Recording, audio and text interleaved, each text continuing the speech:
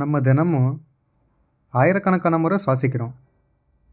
ஒவ்வொரு பிரீத்லேயும் ஆக்சிஜன் போகுது, carbon di oxide வெளியே வருது. இதுதான் நம்மளுக்கு தெரிஞ்ச பேசிக் சயின்ஸ். ஆனால் ஒரு விஷயம் தெரியுமா? நாம் சுவாசிக்கிற காற்றுல ஆக்சிஜன் அதிகமாக இல்லை. சுமார் 78% நைட்ரஜன் மட்டும்தான் இருக்குது. ஆக்சிஜன் வெறும் 21% தான் இருக்குது. அப்போது ஒரு பெரிய கேள்வி, காற்றுல இவ்வளோ நைட்ரஜன் இருந்தும் நம்ம பாடி அது ஆக்சிஜன் மாதிரி டைரெக்டாக ஏன் பயன்படுத்த முடியல? எனக்கு என்னடா தெரியும், கேளுடா. அதுக்கு பின்னாடி ஒரு இன்ட்ரெஸ்டிங் கெமிஸ்ட்ரி இருக்குது. அதுதான் இந்த வீடியோவில் பார்க்க போகிறோம். நைட்ரோஜன் அப்படின்னா என்ன? இதோட அட்டாமிக் நம்பர் 7க்கு என்ன ஸ்பெஷல்? நைட்ரஜனின் chemical symbol N, atomic number 7. அதாவது ஒரு நேச்சுரல் நைட்ரஜன் ஆட்டம்க்கு 7 புரோட்டான் 7 எலக்ட்ரான் இருக்கும். சாதாரணமாக அட்மாஸ்பியரில் நைட்ரஜன் ஒரு colourless odourless gas. Pure nitrogen கேஸை பார்த்து இது நைட்ரஜன்னு நம்ம கண்ணால் கண்டுபிடிக்கவே முடியாது. ஆனால் நம்ம சுற்றி இருக்கும் அட்மாஸ்பியரில் இது மிகப்பெரிய அளவில் இருக்குது.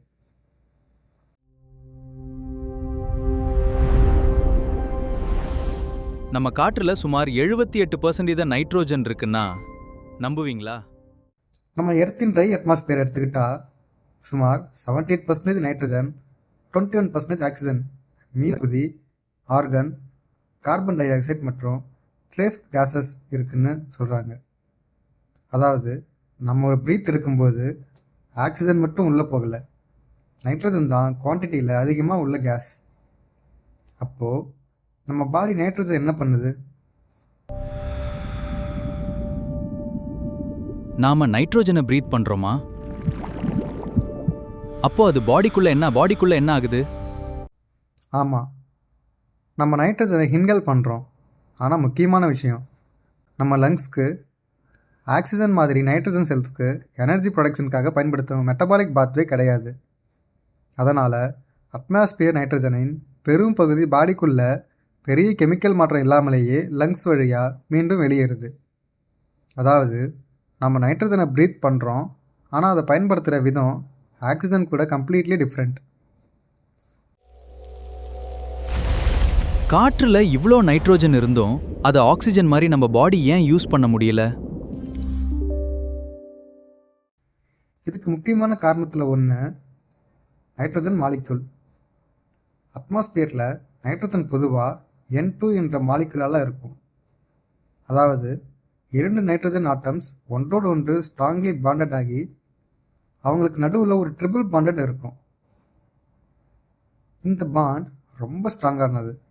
அதனால் N2ஐ பிரேக் பண்ணி நைட்ரஜனை பயாலஜிக்கல் யூஸ்ஃபுல் காம்பவுண்டாக மாற்றுவது ரிலேட்டிவ்லி டிஃபிகல்ட்.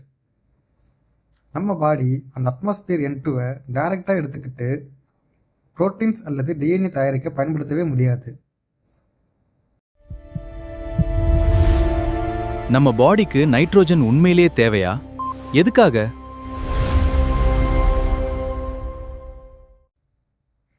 டெஃபினெட்லி தேவை. நைட்ரஜன் இல்லாமல் நம்ம பயாலஜியே வேறு மாதிரி ஆகிடும். நைட்ரஜன் அமினோ ஆசிட்டில் முக்கியமான காம்பனண்ட்.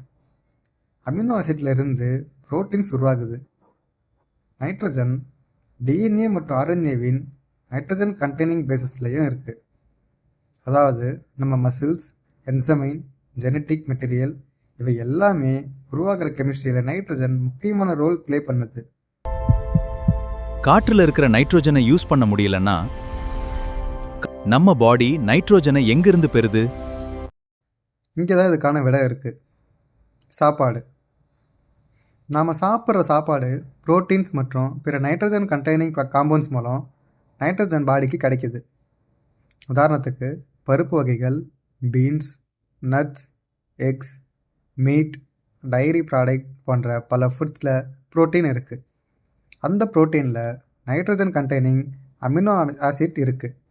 அதனால் ஏரில் இருக்கும் நைட்ரஜனை டைரெக்டாக யூஸ் பண்ணாமல் ஃபுட் மூலம் நைட்ரஜனை பாடி பெறுது.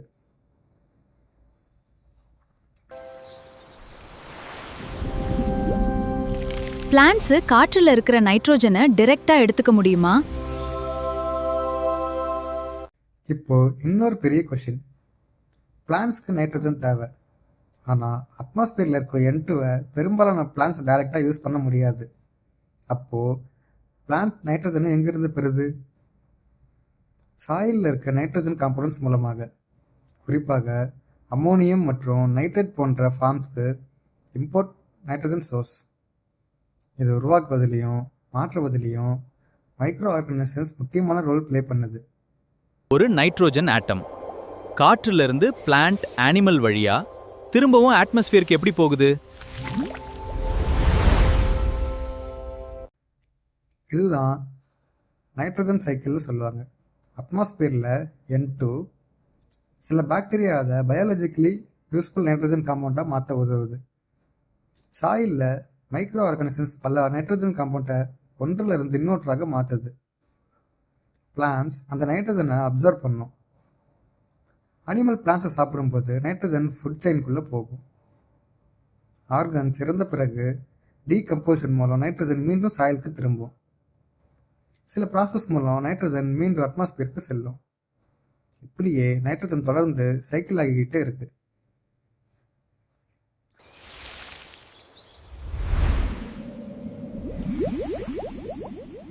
ஃபர்டிலைசர்ல நைட்ரோஜன் ஏன் இவ்ளோ முக்கியமா இருக்கு?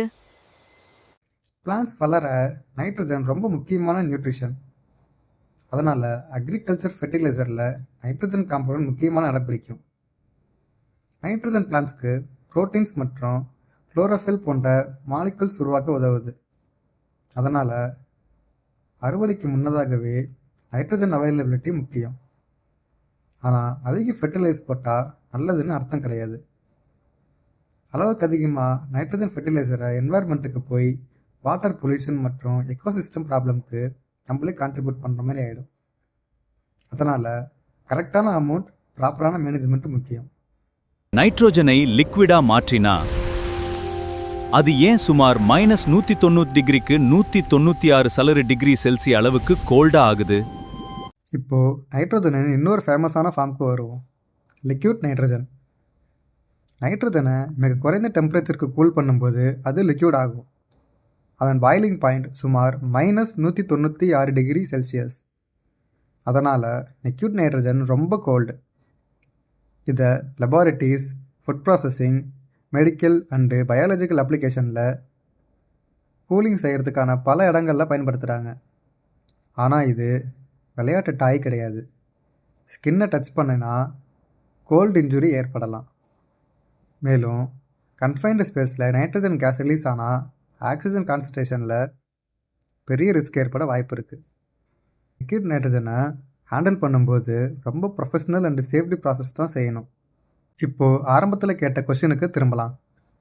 காற்றுல 78% நைட்ரஜன் இருந்தும் நாம் அது ஆக்சிஜன் மாதிரி ஏன் யூஸ் பண்ண முடியலனா, அதுக்கான பதில் அட்மாஸ்பியரில் நைட்ரஜன் N2 ஃபார்மில் இருக்குது. அதில் இருக்கும் ஸ்ட்ராங் ட்ரிபிள் பாண்டை பிரேக் பண்ணி பயாலஜிக்கல் யூஸ்ஃபுல் காம்பவுண்டை உருவாக்குறது ஈஸி இல்லை. அதனால் நம்ம பாடி ஏரில் இருக்கும் N2-வை டைரெக்டாக பயன்படுத்தாமல் நம்ம டெய்லியும் சாப்பிட்ற சாப்பாடு மூலமாக நைட்ரஜனை பெறுது.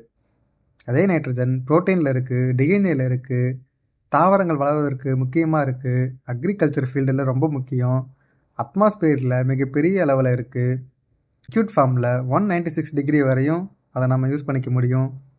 ஒரே எலிமெண்ட் இவ்வளோ பெரிய ஸ்டோரி வச்சுருக்கு. அதனால் அடுத்த முறை ஒரு ப்ரீத் இருக்கும்போது ஆக்சிஜன் மட்டும் நம்ம சுவாசிக்கிறன்னு நினைக்காதீங்க. அவங்கள சுற்றி இருக்கும் அந்த காற்றுல 78% நைட்ரஜன் மட்டும்தான் இருக்குது. ஆனால் அந்த நைட்ரஜன் நம்ம பாடி டைரெக்டாக யூஸ் பண்ண முடியாது. இதுதான் நைட்ரஜனின் இன்ட்ரெஸ்டிங் கெமிஸ்ட்ரி. இது நம்ம 118 எலிமெண்ட் சீரீஸில் எபிசோட் 5. அடுத்த எபிசோடில் இன்னொரு எலிமெண்ட்டின் அன்எக்ஸ்பெக்ட் ஸ்டோரியை பார்க்கலாம். இந்த எலிமெண்ட் நம்ம உயிரோட நேரடியாக தொடர்புடையது. ஆனால் இதே எலிமெண்ட் தான் சில சூழ்நிலைகளில் ஃபயரை இன்னும் வேகமாக எரிய வைக்க முடியும். அது என்னன்னு கமெண்ட் பண்ணி சொல்லிவிட்டு நீங்கள் போகலாம். மறக்காமல் நம்ம சேனலை சப்ஸ்கிரைப் பண்ணுங்கள். நீங்கள் கொடுக்குற சப்போர்ட்டில் தான் எனக்கு அடுத்தடுத்த வீடியோஸ் போட மோட்டிவேஷனாக இருக்கும். ஸோ சப்ஸ்கிரைப் பண்ணுங்கள். உங்கள் சப்போர்ட்டு ரொம்ப இம்பார்ட்டண்ட்.